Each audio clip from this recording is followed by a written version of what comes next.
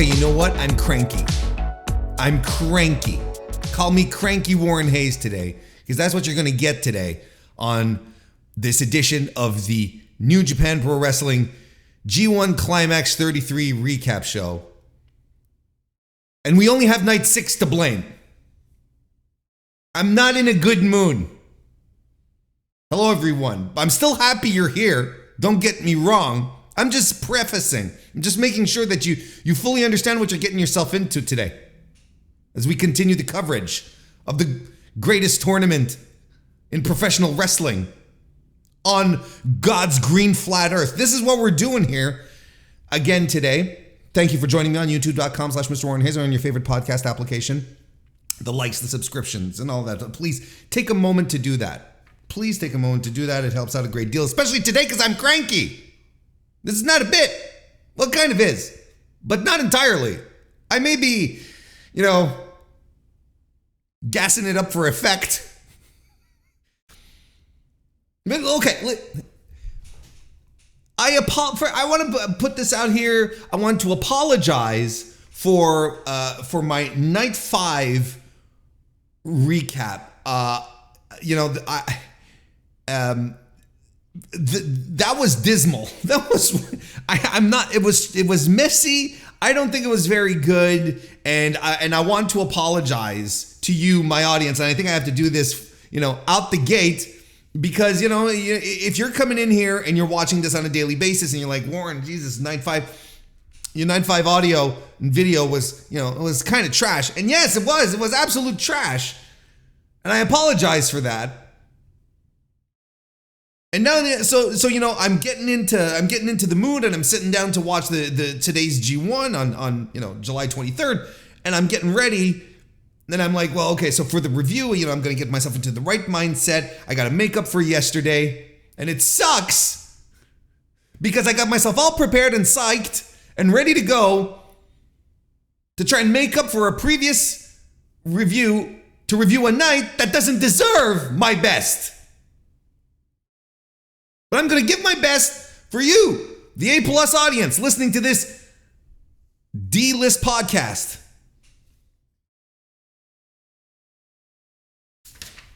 The results for the C block: Tonga defeated Mikey Nicholls, Eddie Kingston defeated HENARE, Shingo Takagi defeated Tomohiro Ishii, and David Finlay defeated Evil. That was your main event. As for the D block, Zack Sabre Jr. defeated Alex Coughlin, Hirooki Goto defeated Shane Haste, Tetsuya Naito defeated Toru Yano, and Jeff Cobb defeated Hiroshi Tanahashi, the ace of the universe. Let's get into the match by match. Alex Coughlin versus Zack Sabre Jr. opened up. No, we're going to start with C block. Let's do this properly, Warren. You said you were going to do this properly, Warren. Tonga defeated Mikey Nicholls was the first C block match of the night. Not very exciting and a little lost. I found. I didn't think there was anything really spectacular or exciting here. I think Tonga can be a more compelling babyface than this. I really liked Mikey Nicholls, his G1 so far. I thought he worked hard, worked snug. This wasn't the case here. I don't know.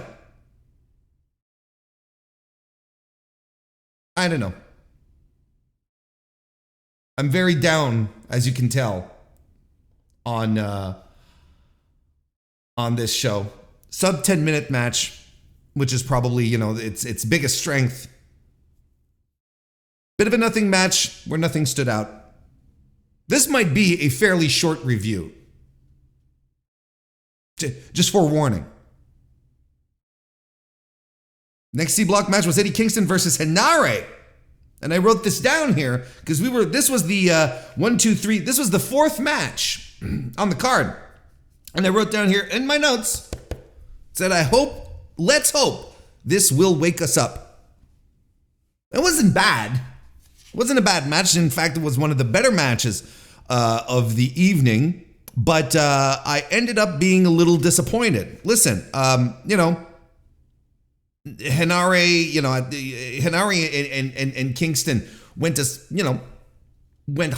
hard on each other, but again, like, I've been seeing HENARE pulling out these extraordinary physical, violent matches over the past previous two nights of C Block, I should say, and it didn't rise to that level here.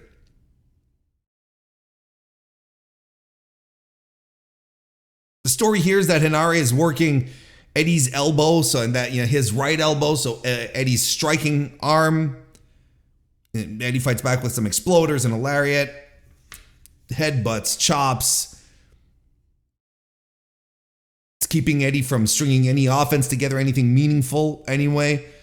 HENARE lands the rampage.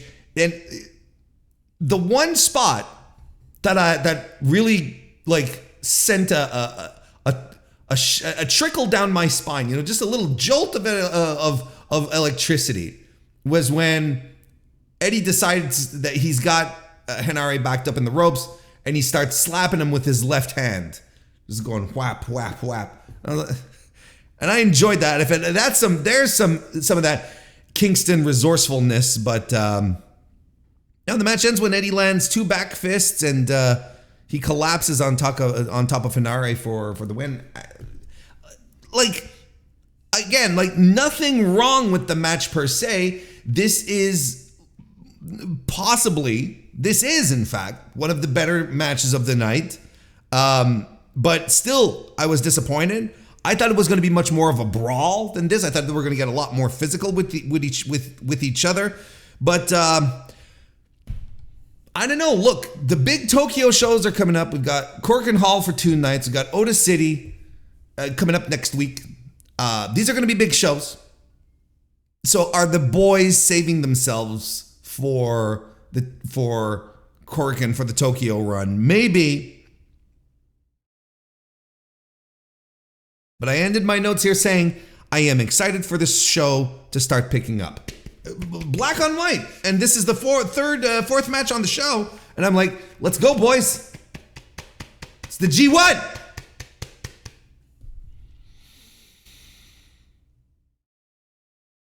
Next C Block match was Shingo defeating Tomohiro Ishii. And I think this is the one everyone was excited for. This was very good. Big physical start between the two, and it carries, it carries on for a while. Both guys getting offensive sequences, and it's physical. Like, it's exactly what you expect.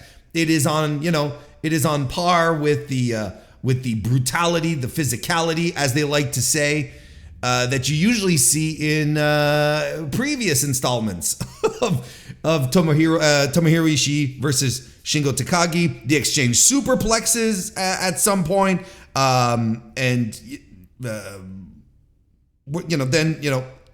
Shingo Takagi pummels Ishii down, but runs into a drop kick. This match is starting to cook. This is what I wrote right here. Now we're cooking. Made in Japan by Shingo Takagi. They wail on each other some more. 3 minutes left in the match. Shingo whiffs a powerbomb, which is not something you see very often, but he sort of, I don't know, I guess they were sweaty. Sort of, you could see like Ishii sort of slip. It wasn't great, but and both of these guys are spent. This is the story they're telling. Last of the Dragon lands, but Shingo is exhausted. He can't connect, can't follow up for the pin. I mean, we get 2 minutes left. Pumping Bomber, which essentially takes Ishii's head off. We get the win here. Takagi is up with his first 2 points of the tournament. Ishii still at nothing. This was a sorely needed match. Good, hard, very physical. Did it hit any highs? No. But it was absolutely the most dynamic and compelling match that we were going to get this entire show. And this wasn't even the best Shingo Ishii match. It pales in comparison to their 2021 G1 match. There's much better Shingo Tomohiro matches out there. This was not one of their best, but was it terrible? No. Was it a breath of fresh air on this card up until this point? Absolutely.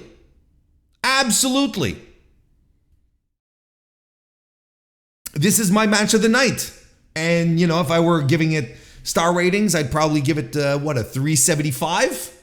3.25? And then the main event. An absolutely dismal, overbooked, nonsense affair where David Finlay defeated Evil.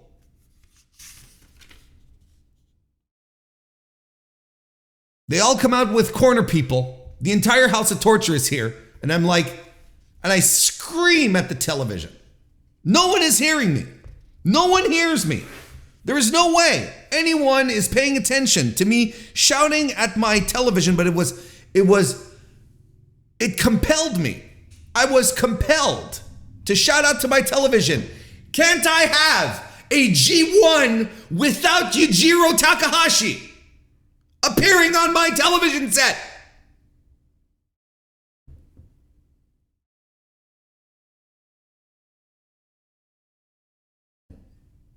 Finlay comes out with Gabe Kidd, excuse me. It's Dave Finlay.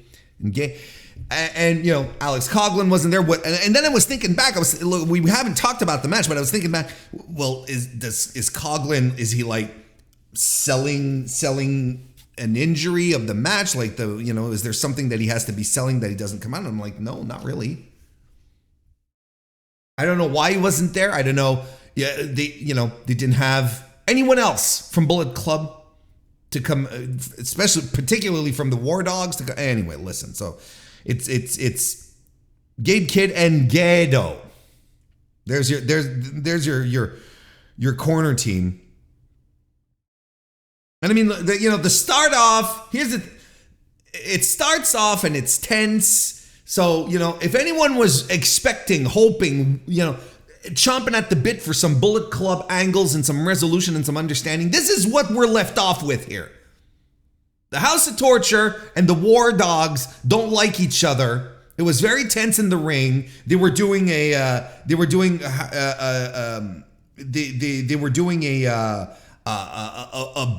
Bullet Club side story. Where both gangs are just waving weapons around and going, hey, come on. And I'm like, next thing you know, they're going to start snapping their fingers. So Red Shoes Umino, the referee who cannot control all the testosterone and all the bullshit, basically, calls in 3 other refs to come and split these guys apart because it's that tense. They slug it out, but already, corner pads are off and their shtick, and it spills to the floor. And then Gabe Kidd, Gabe Kidd, and Goto tried to keep the House of Torture away. And then, believe it or not, all 3 referees bump. All 4, I should say. All the refs ref bump. All 4 of them. So then they all get into the ring, and then we do the Bullet Club side story thing again, but then instead of just snapping their fingers, they're actually fighting with each other. Gabe Kidd fights off Sho and Yujiro back to the dressing room. Gabe Kidd can take both of those 2 schmucks. Goto and Togo are still there. Togo takes out Goto. We do the Garrote. Look, we see they're ref bumps some more. I am so fucking bored watching this main event of a night of the G1 CLIMAX. Bored.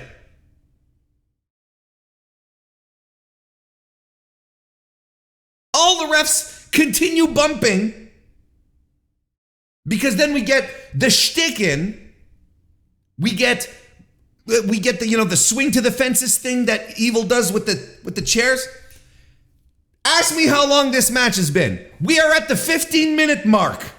This is going 15 minutes until Dave Finlay swings the shillelagh at fucking Evil.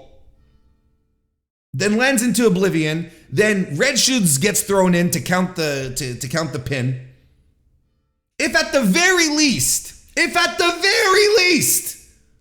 there was some kind of advancement, some kind of angle involving the Bullet Club people, just for us weirdo nerds, I would be a little less upset about what I saw. But this was just standard fare nonsense that I had no use for, particularly in a main event, particularly coming off night 5, which was a gold standard night for G1 action this year.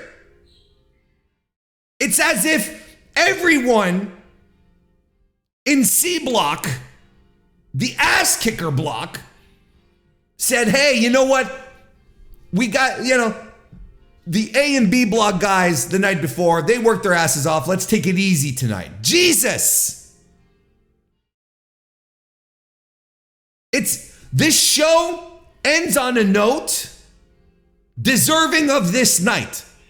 Boring, frustrating, nothing. That was your main event. Your fucking main event.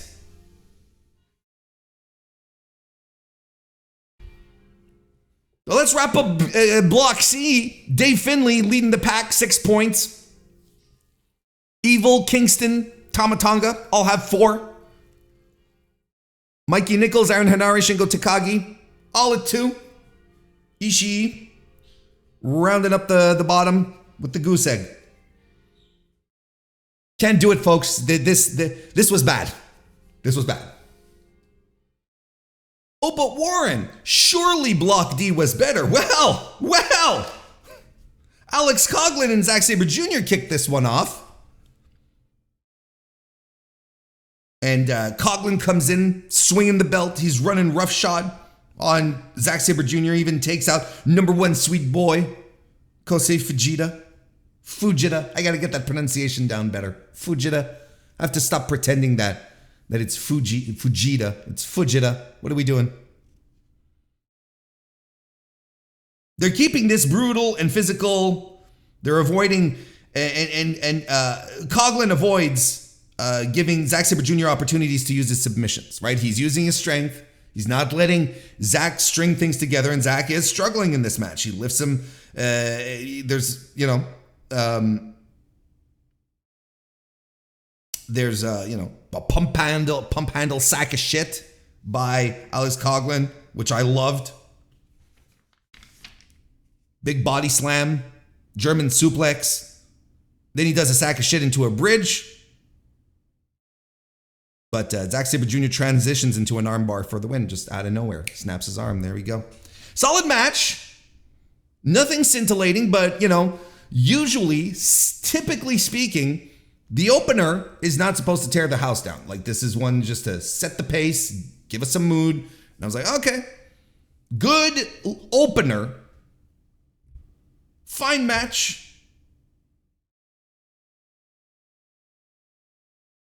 And right now, Alex Coughlin's tournament is, with his entire tournament so far is the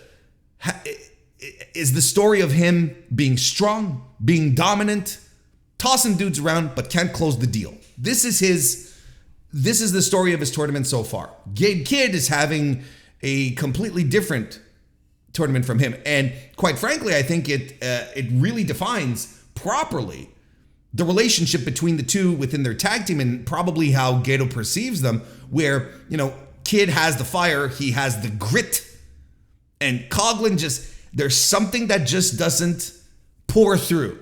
There's still something that is keeping Coughlin from becoming that's keeping Coughlin from being set on fire. And I've been repeating myself in regards to Coughlin. Hopefully this is the last time I talk about it. I think I've made my point clear over his past over the course of these 3 matches that he's had. But he's good. He's solid. I'm not saying he's a bad wrestler. And, you know, seeing him on night 4 throw Jeff Cobb around was a highlight of that show. That was fantastic. But that's the thing, is that he can't close the deal. Is he lacking killer instinct? Like, this is the story. This is the story of his match. Fine match, but lacked a little oomph. Then we had Hirooki Goto defeating Shane Haste. And despite the fact that Shane Haste goes after him right at the bell, including a somersault senton, despite the fact that Goto is now selling rib injuries in regards to his match against Naito, this ends with a flash roll-up, like under 3 minutes, if I'm not mistaken. What does Cage Match say? 2:29. Flash. Whomp, we're done. And here in the notes, I'm saying, well, at least the matches are short. Oh, would I be disappointed? oh, Warren. Third match into the G1 Night 6 war, and if you only knew what was coming. Because I really wrote here, waiting to get excited. I love dropping these little thoughts as I'm watching the match, and then have some 2020 vision going back on it. So we're 2 matches into D block. Nothing is shining. Nothing is getting you excited. And then we get Tetsuya Naito defeating Toru Yano. And this was all shtick. This was nothing but shtick. The match itself lasted 7 minutes and 44 seconds, but we got it had to be like a 7-minute entrance shtick thing, where Naito takes his time coming to the ring, which is what he usually does, but it aggravates Yano. So Yano is, jumping down, onto the ramp and chasing him. And come on, the referee's trying to keep him apart. So the more Yano gets unnerved and excited, the more time Naito takes. So, and I'm getting irate. I'm like, Jesus, guys, let's just do this. We know, why are we doing this when we know what the result is? Just get this match over with. When we know exactly what's going to happen here, let's just get this over with. But then, it takes Naito so much time to get to the ring that his theme song stops. And then it starts up again, so he goes, oh, wait a minute. He runs all the way backstage. He jogs all the way back and then comes out again and does the whole thing over. Thankfully, it's shorter this time. Like, they don't do the whole rigmarole again. At the very least, that made me snicker because it is the most Naito thing to do. I appreciated that. But then, look, again, I'm already cranky at this point. I'm already cranky. I think the matches are too short. They're subpar. We're doing this. And look, ridiculously long match for what this was worth. Too much shtick. And not even fun shtick by Yano standards in the match. Not even fun shtick. But you know what? Here's the thing, is like Tetsuya Naito likes this stuff too. He enjoys doing this stuff too. He's a goofball. He likes to have his little comedy spots. So he dove head first into this. He enjoyed this. He gets a roll up for the win. He's got his 4 points. Let's move on.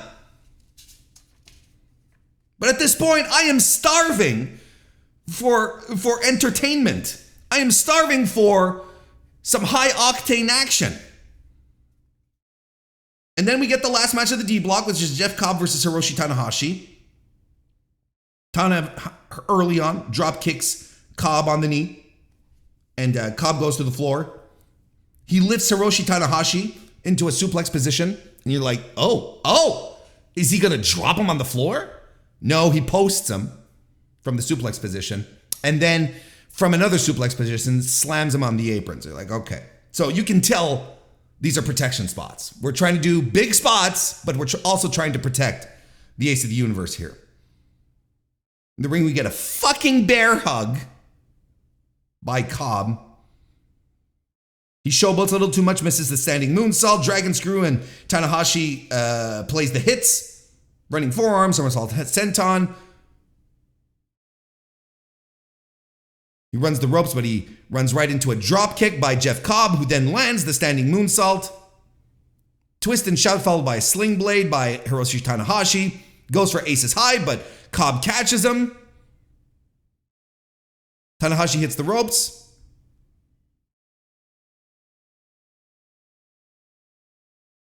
No, sorry. Jeff Cobb lands a German suplex and a sling blade as well. He's been trying to mock Tanahashi the entire way through his offense, whatnot. And he gets toward the islands for the win. Relatively short match, this one. About 10 minutes, if I'm not mistaken. 10 minutes, 30 seconds, says cage match. I think this is the match that we've seen so far in this G1 where Hiroshi Tanahashi has been the most exposed as far as his athletic ability. Starting to get a, we could see his movements here being a little stiffer. Cobb was good. Confident. I like confident Jeff Cobb. This is the Jeff Cobb that I like. He comes in, he goofs off. He's very cocksure of himself. I like that word, cocksure. Don't use it enough. This was fine, but overall, nothing special. This was fine.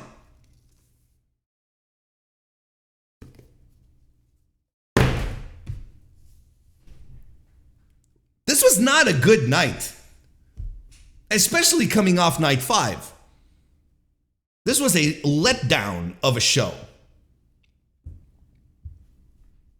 A true to form letdown. So, what's left, pals? Recommendations? I got none. Here's my recommendation. No, that's not true.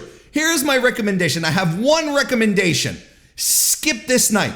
There's nothing of value here. Nothing that will that it demands your attention. Unless again, like I said, if you're a completionist, go right ahead. You want to see Eddie, mix it up in his tournament. That's fine. Go right ahead. It wasn't a bad match. It's just like, it didn't reach any highs. It was fine. I can understand that. You want to see Ishii and Shingo slug it out. Look, never a bad time, but again, nothing that you need to see. There's nothing that I would consider you need to watch. No required viewing. This was a dismal, mediocre night of the G1 Climax. Skip. However, here's the thing, we can start talking about soft eliminations, I believe. We've got 3 matches in for everyone. And I feel confident in starting a discussion around around eliminations. Not outright eliminations, like mathematically, still possibilities. But when you look at you step back a little bit, you look at the bigger picture. There's some people that you're like, well, maybe we can not officially, but we can start counting them out amongst ourselves at the very least. In the A block, I've got Hikuleo, who is currently, let me see here. He currently has nothing left. And even if he wins his matches, even if he goes on a streak, okay, and wins all of his next matches, because he's got 4 left. Everyone has 4 left, right?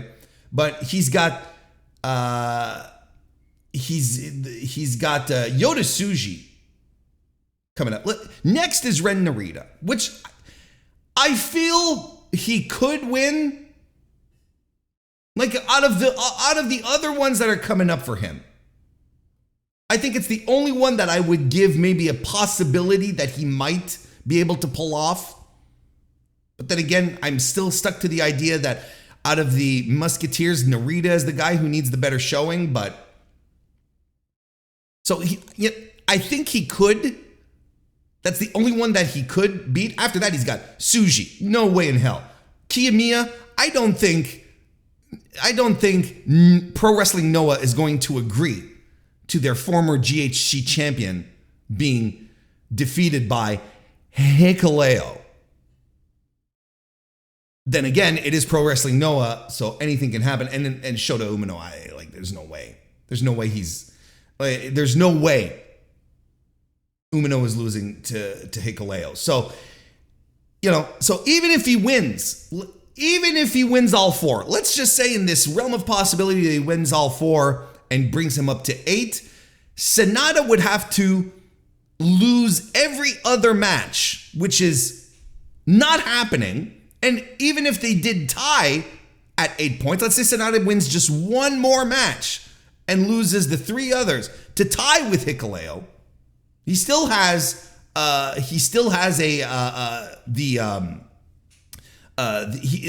has the tiebreaker, and even there, you'd have to have other guys, just completely out of the portrait, completely out of the picture. Yoshihashi has 4, Taichi has 4, Will Ospreay has 2 right now, but he's mounting a comeback. I think it's safe to soft eliminate Hikuleo from the tournament.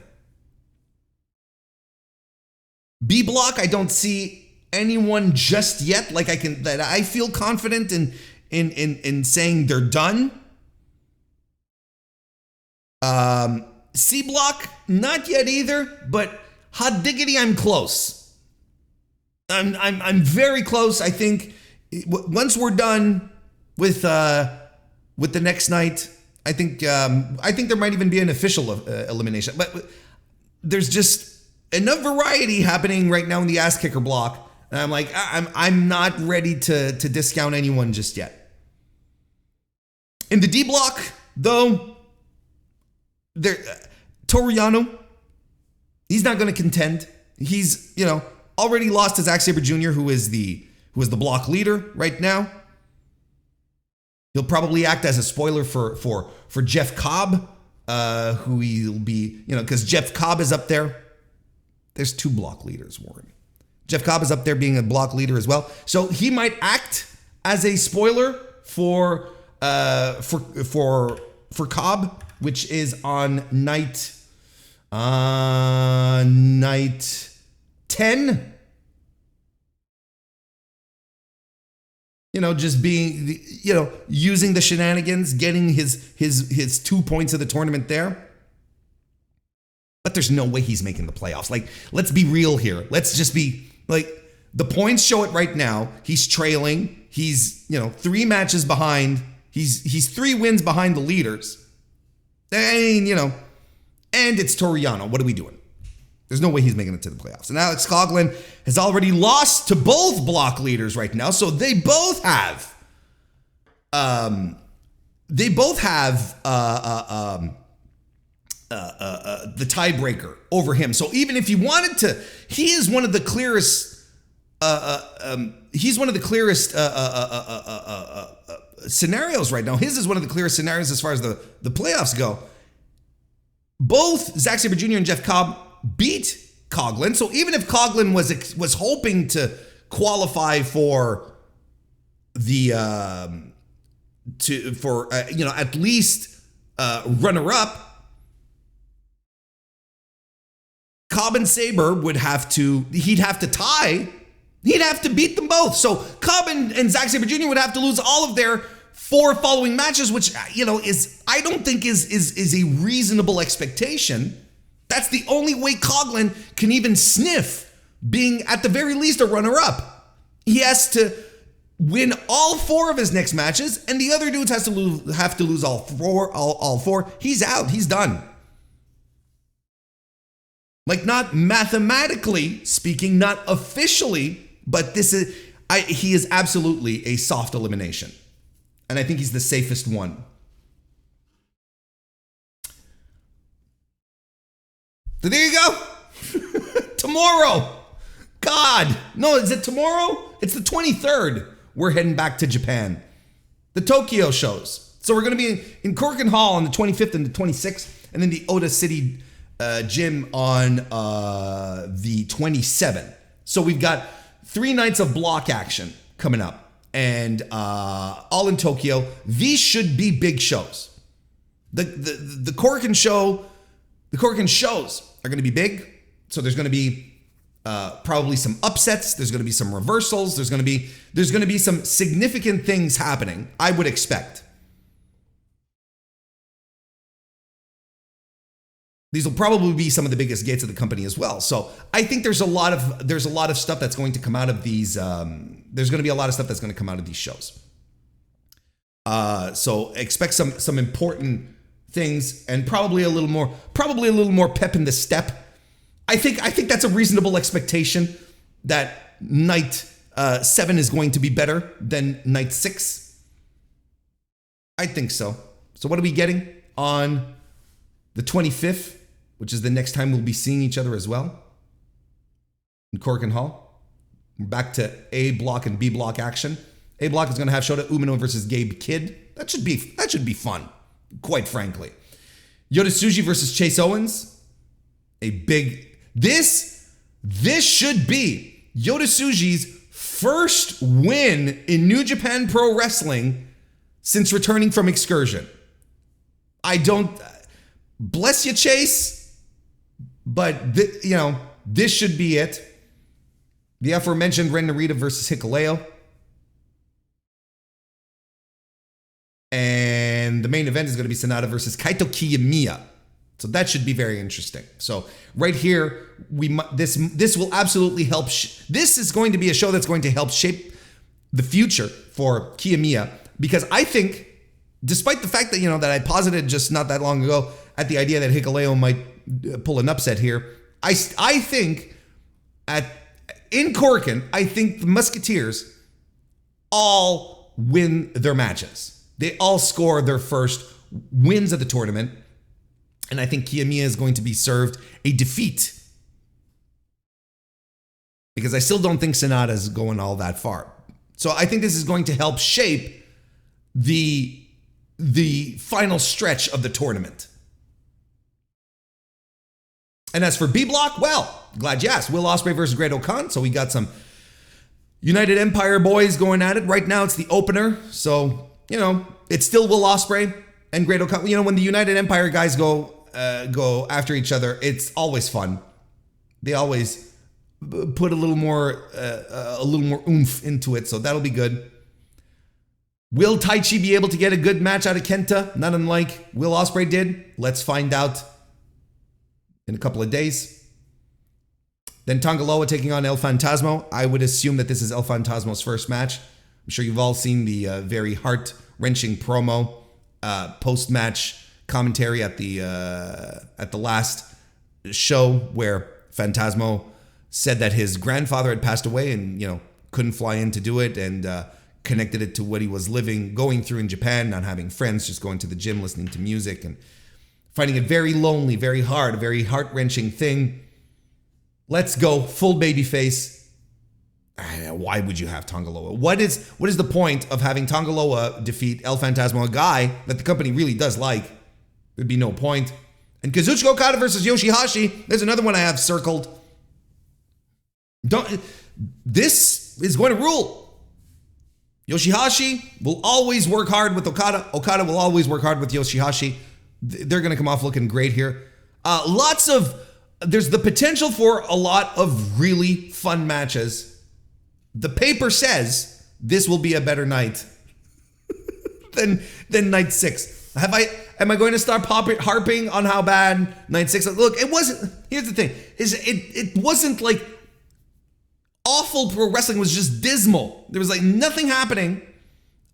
Short matches, nothing matches, too much shtick, and the matches that should have hit highs didn't. It's a dismal night. It's mediocre.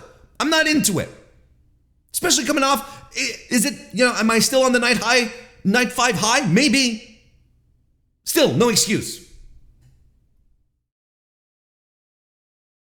So I'll be back on the 23rd, on the 25th. Today's the 23rd, Warren. I'll be back on the 25th to review night 7. So there you go.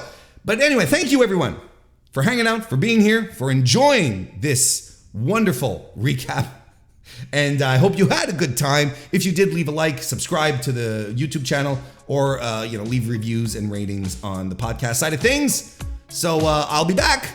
And in the meantime, I'll see you next time.